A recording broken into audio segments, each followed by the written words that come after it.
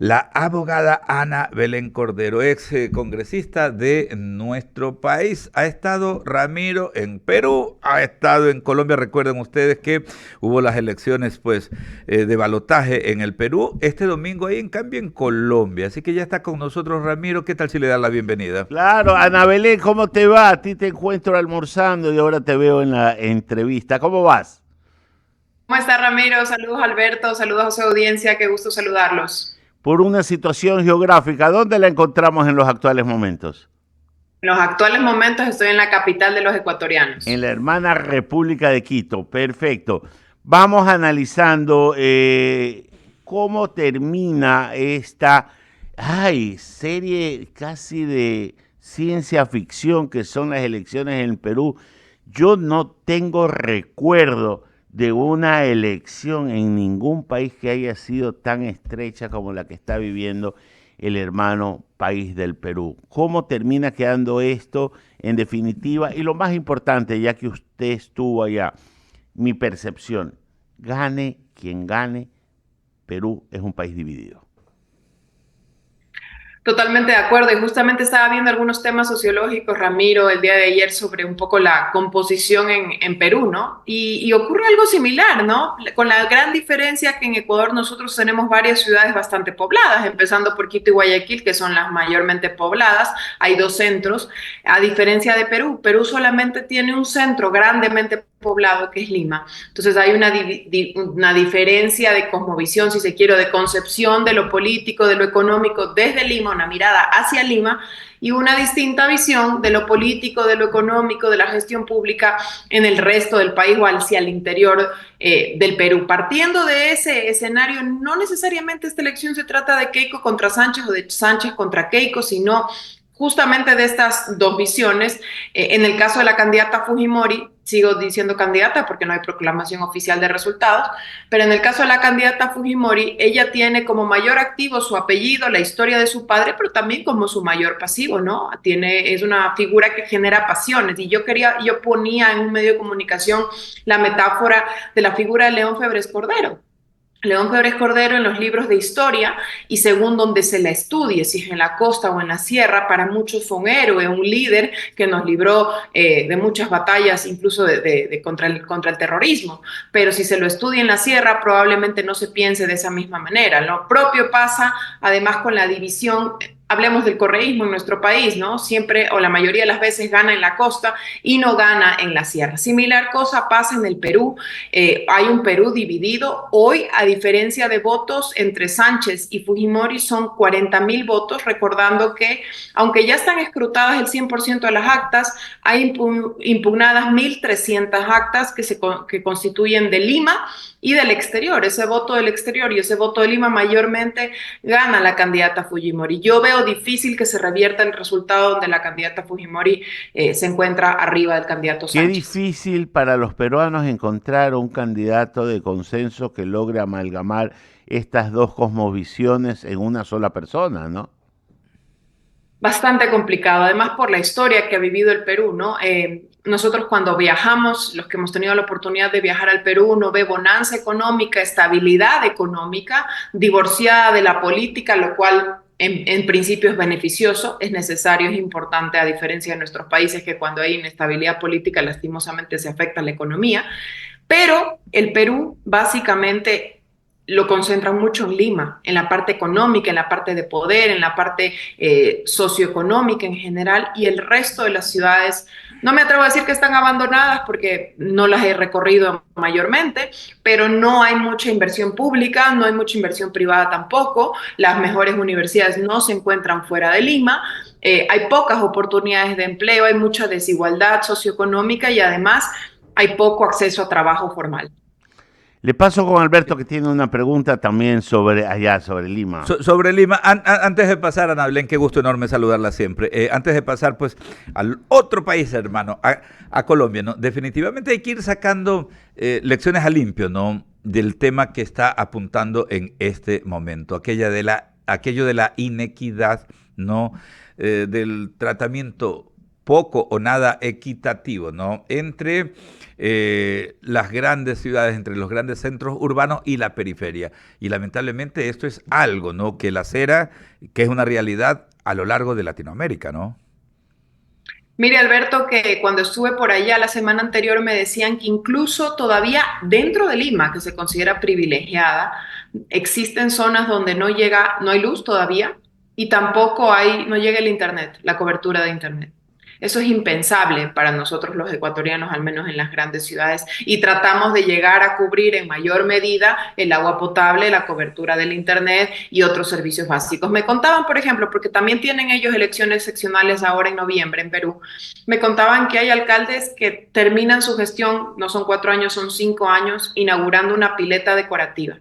Entonces, sí hay muchas diferencias, digamos así, con la gestión que tienen y con el presupuesto que tienen los alcaldes y los prefectos en nuestro país en relación a lo que ocurre en Perú. Hay mucha inequidad en cuanto a la distribución del presupuesto de lo que ocurre en la capital, en Lima, con el resto de las ciudades. Eso es lo que marca también una votación muy polarizada en el Perú y que no es la primera ocasión que las presidencias se han ganado así en Perú. La última vez igual se ganó con menos de un punto porcentual.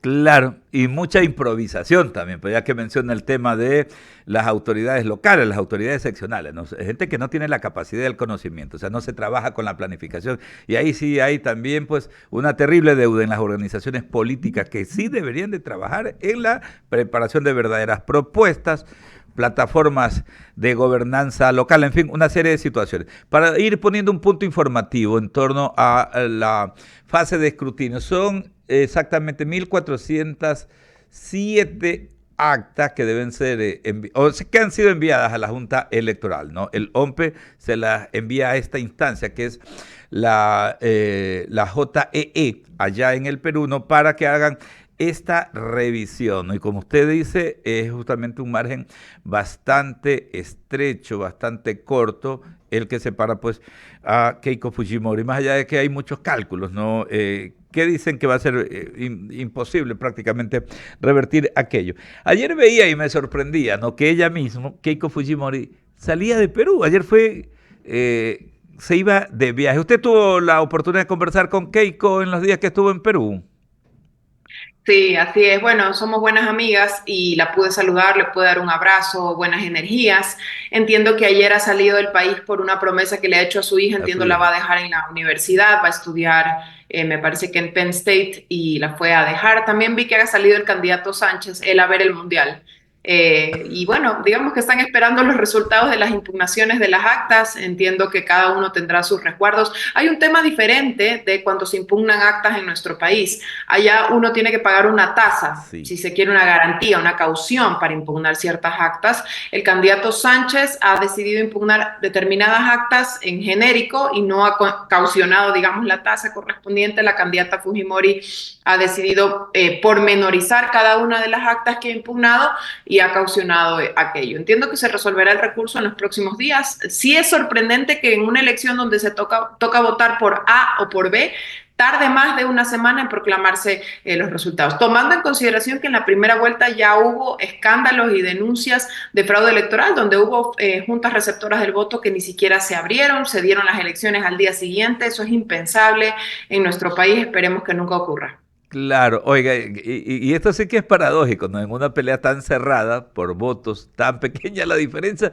los dos candidatos salen del país. Claro, ¿no? Decía Keiko en su cuenta en las redes sociales, que es lo que se manifiesta, una promesa que le había hecho a su hija. Ella decía, se trata de un viaje estrictamente familiar, por lo que estaré fuera del país solo por unos días. Me mantendré en comunicación permanente con el Comando Nacional de Personeros, obviamente de su organización política, pero es bastante llamativo, ¿no? Y el candidato Roberto Sánchez Palomino entonces fue a disfrutar del Mundial. Vea usted. Bueno, sigamos con esto, Ramiro Cepeda, porque hay temas electorales este domingo, ¿no? Vámonos hacia el Colombia. norte, Ana Belén, que usted también ha estado por allá. Me dijeron que la vieron en Andrés Carne de Res, dice ahí por la zona rosa Botá. A mí ya me pasaron ese dato. Ana Belén, cuénteme algo. ¿Cómo ve el tema en Colombia? Parece que eso está mucho más claro que el de Perú, ¿no? Sí, bueno, primero estuvimos en el Congreso de los colombianos haciendo una visita a algunos diputados. Tuvimos la oportunidad de rendirle homenaje además a la viuda de Miguel Uribe Turbay, que ya se cumplió un año de su lamentable asesinato.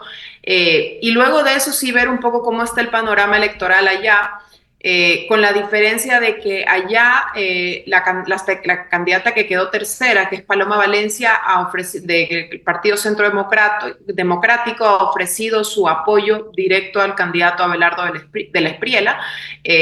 Precisamente esa es la muestra o ese es el gesto que los candidatos de la tendencia deben hacer de parte o a favor de quién pasa a la segunda vuelta. No necesariamente ocurrió eso en Perú, haciendo el símil, ¿no? El candidato López Aliaga, hasta el último día no mostró el respaldo a la candidata Fujimori, sino hasta el final. En Colombia sí se ve muy distinta o muy marcada la diferencia en el tema encuestas, al menos eso es lo que se ha visto, y habría pues una gran diferencia entre el candidato Cepeda y el candidato de la Espriella. Otro tema que se vivió, nosotros estuvimos en los últimos 2 días antes del cierre de campaña ahí en Bogotá, la campaña bastante, digamos, no se ve a la ciudad, estuve en Bogotá nada más, ¿no? No se ve a la ciudad empapelada de candidaturas, lo que había era unos vehículos similares a unas chivas, como las que tenemos aquí en Ecuador, y el candidato de la Espriella en particular estaba utilizando a todos sus simpatizantes la camiseta de la selección de Colombia, y ese eran los últimos festejos que se daban en los últimos días en la campaña. Veremos qué ocurre. Me decía un taxista que tomé un taxi que coincide partidos del Mundial, Día del Padre y elecciones. Ojalá se mezclen para bien esas 3 fechas y se logren obtener buenos resultados. A ver, tú lo dices y no con una poca dosis de verdad, porque siendo el voto facultativo en Colombia, esto podría ser una causal para el ausentismo por tantas cosas que tú has citado que se generan el mismo día. Entonces, la contundencia que fue en la primera vuelta, porque fue a votar mucha más gente la que habitualmente suele ir, y estoy hablando porcentualmente, lo que quiso o se puede leer que es una reacción de la clase media colombiana que ya no quería una continuidad del estilo de gobierno que significa Petro, a través del que no es mi pariente, por un acaso, Iván Cepeda, ya para dejarlo claro por cualquier duda, termina siendo una posibilidad de que no aflojen este domingo para que aquella contundencia que se manifestó en la primera vuelta se replique en la segunda, en el balotaje. Es duro esta etapa porque precisamente por lo que hablé hace un momento, ¿no? Esta coincidencia de 3 fechas, además de que el voto no sea obligatorio, sino que sea facultativo. Y un tercer tema que me olvidaba de comentar a propósito de la visita al Senado. La mayoría de candidatos presidenciales salen del Senado. Como tuvimos la oportunidad de estar en el Senado, en el puesto en el que ocupaba Miguel Uribe Turbay, que fue precandidato presidencial del Partido Centro Democrático. También ingresó al Senado el candidato Cepeda, el candidato de Petro, el candidato de la izquierda, y lo pudimos ver ahí en el Senado. Y la candidata Paloma Valencia, que finalmente fue la candidata del Partido Centro Democrático, también estaba ahí como senadora. Entonces, nada más como nota al margen, es importante resaltar que los candidatos presidenciales en Colombia, en su mayoría, surgen del Senado, de esta trayectoria política, y luego llegan a la candidatura a la presidencia de la República. No así con el candidato de la Espriella, que entiendo es un abogado en libre ejercicio en el sector privado. Ahora veremos un tema que normalmente en las segundas vueltas el porcentaje de ausentismo se reduce aún más, normalmente baja a la mitad. Veamos si es que estas 2 candidaturas o estas 2 campañas han logrado captar, más allá de un voto a favor de ellos, un fervor cívico, un fervor patrio, un fervor nacionalista de la necesidad el requerimiento de ir a las urnas en un día complejo, ¿no? En medio mundial, en un país donde es totalmente futbolero y además en época de Día del Padre, ¿no? Yo tengo una lectura sobre el resultado que se dio en Colombia, porque los anti funcionaron, el antipetro y el antiuribe se unieron a favor de la Espriella, que fue casi como un hilo conductor de ambas decepciones, sumada a la necesidad de la clase media colombiana de salirse de esa vorágine de los extremismos. ¿Tú cómo lo ves? Yo en particular, más que los antis, que sí ocurre eso mucho en las campañas presidenciales, lo hemos visto en nuestro país. Yo también creo que existió un error de parte del expresidente Álvaro Uribe en elegir a su candidato o a su candidata presidencial por su partido. Habían otros cuadros, bueno, como lastimosamente el fallecido Miguel Uribe Turbay, como la senadora María Fernanda Cabal, como la señora Vicky Dávila, senadora también, que podrían haber representado mucho mejor a su partido en cuanto a ideas, en cuanto a propuestas, en cuanto a contraste, y lastimosamente no se vieron representadas en la candidata Paloma Valencia, además de que la última semana de campaña, a mi criterio muy personal, de la candidata Valencia fue muy mala. Esa campaña de ataques a quien tenía que atacar o a quien tenía que contrastar era el candidato de izquierda y no al candidato de la derecha, aun cuando hubiesen disputado votos. Finalmente, terminaron apoyándolo ahora en la segunda vuelta y probablemente, si es que el candidato del Espriella gana, tendrán que conformar gobernabilidad desde el Senado y desde el Congreso al presidente del Espriella, si es que se elige presidente. Entonces, yo sí Totalmente de creo que acuerdo.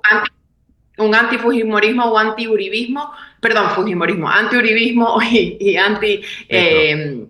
de petrismo, yo creo que hubo un error flagrante del presidente Álvaro Uribe en O haber una elegido esa combinación de candidata. todo.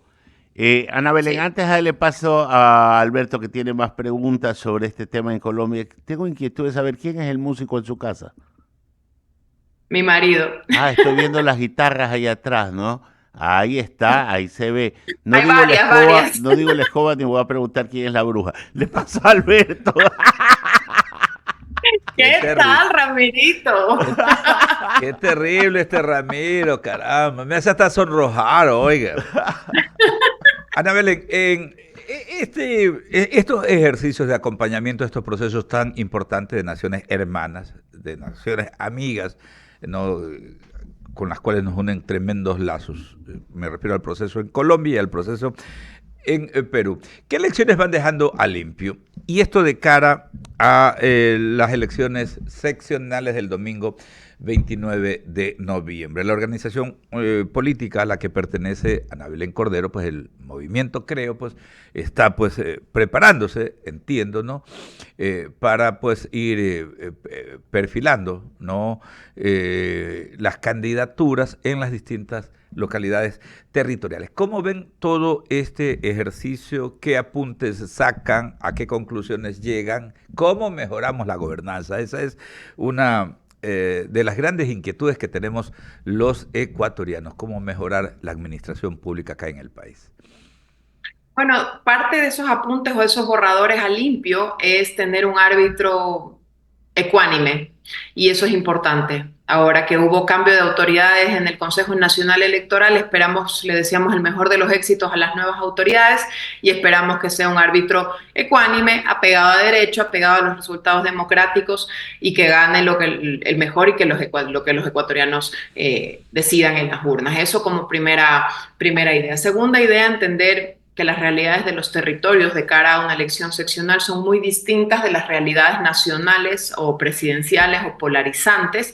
Hoy esta elección de noviembre del 29 de noviembre, perdón, de estas seccionales no se trata lastimosamente o afortunadamente para otros, no se trata de izquierda o de derecha, ni de correísmo, ni de novoísmo, se trata de que el alcalde, el prefecto, el concejal, el de la junta parroquial que me ayudó, que me apoyó, que me resolvió los problemas de mi ciudad, de movilidad, de transporte, de agua potable, en fin, tantas son las necesidades de las ciudades, ese alcalde o ese prefecto o ese concejal o ese vocal de la junta parroquial probablemente será elegido, o ese líder barrial que no necesariamente ocupa un cargo seccional, pero que trabaja por las necesidades de mi ciudad. De eso se tratan estas elecciones, no necesariamente de tendencias políticas, ni de líderes políticos nacionales, ni necesariamente de partidos políticos. Ojo, se trata de esto, de estas necesidades locales. Entendido ese contexto, ya las organizaciones políticas están terminando esta última semana, arrancó la semana anterior, de pedir las correspondientes observaciones al CNE de sus primarias. Y una vez que se termine este plazo, se darán las primarias entre la siguiente semana y la subsiguiente semana de las organizaciones políticas. Algunas las harán de manera presencial, otras de manera virtual y otras en formato híbrido. Y luego ya en el mes de julio es que se dará también los acuerdos de alianza. Las organizaciones políticas que lleven adelante alianzas pueden ser provinciales, locales, cantonales, que permitan dar un poco de gobernabilidad a la ciudad o a la provincia en sus respectivos territorios. Y finalmente en el mes de agosto las inscripciones de estas candidaturas que permitirán poner en firme a los próximos candidatos, alcaldes, prefectos y concejales en los próximos comicios. Claro, hay que entender, ¿no? Principalmente que de doctrina, de ideología, no se vive. El pueblo no come de aquello, ¿no? Y hay que, justamente, ¿no? Nosotros aspiramos desde este andarivel, desde el nuestro, no desde el comunicacional, aspiramos a que justamente las organizaciones políticas dejen de lado aquello de la improvisación, porque esto yo veo un poco con preocupación, ¿no? Ya hay organizaciones que están haciendo pues sondeos para ver quién tiene más likes, quién tiene más me gusta, como para poder candidatizar. O sea, es increíble lo que pasa y seguimos dando vuelta en torno a la misma problemática, porque ahí está pues el gravísimo problema que tenemos en el país. ¿Cómo puede pues solucionar los problemas alguien que no tiene equipo, que no sabe de planificación, no tiene una idea de planificar en territorio? ¿Cómo puede llevar pues la solución? O quienes viven privilegiando los temas que no son los fundamentales, los importantes. Aquí decimos nosotros que justamente se impulsara, se priorizara el tema de poder mejorar las condiciones en lo que tiene que ver con infraestructura y saneamiento básico, una buena campaña para retomar el control del espacio público, una buena campaña de reforestación a nivel nacional. Debería de ser, ¿no?, los temas de prioridad nacional. Pero preocupa ver justamente que desde las organizaciones no salten esas propuestas. Aquí se trata es de privilegiar el querer captar la mayor cantidad de dignidades locales por quererlas captar, pero nada más. Ese es el norte que tienen las organizaciones políticas. Recordemos, Alberto, que además, si bien yo coincido con usted, la necesidad de que las organizaciones políticas formen cuadros, ahí nos dejábamos por fuera el tema de vialidad, el tema de saber contratación pública, planificación, manejo de presupuestos, en fin, hay varios temas que son pendientes o son necesarios que las organizaciones políticas formemos y capacitemos a los próximos candidatos y autoridades. También las elecciones se ganan con votos. Entonces, para poderse sentar en ese cargo, tienes que salir elegido, y para salir elegido son varias las aristas que se barajan dentro de los distintos territorios. No es lo mismo ganar una alcaldía en la costa que ganar una alcaldía en la sierra o en la Amazonía. Y ahí los candidatos sabrán qué es lo que la gente busca a la hora de elegir una autoridad y en función de ello volverse más atractivos para luego sí continuar con una gestión que los permita mantenerse en el cargo de manera responsable y de manera ética. Ese creo que es el gran reto. Y sumado a un reto adicional, las organizaciones políticas nos enfrentamos ahora a que si no se obtiene un determinado resultado, las organizaciones políticas desaparecen. Yo siempre estuve de acuerdo y estoy de acuerdo en que no se necesita en un país con tan pocos votantes en relación a otros países tantas organizaciones políticas como 240 organizaciones políticas que existen en el país, 16 nacionales de ellas.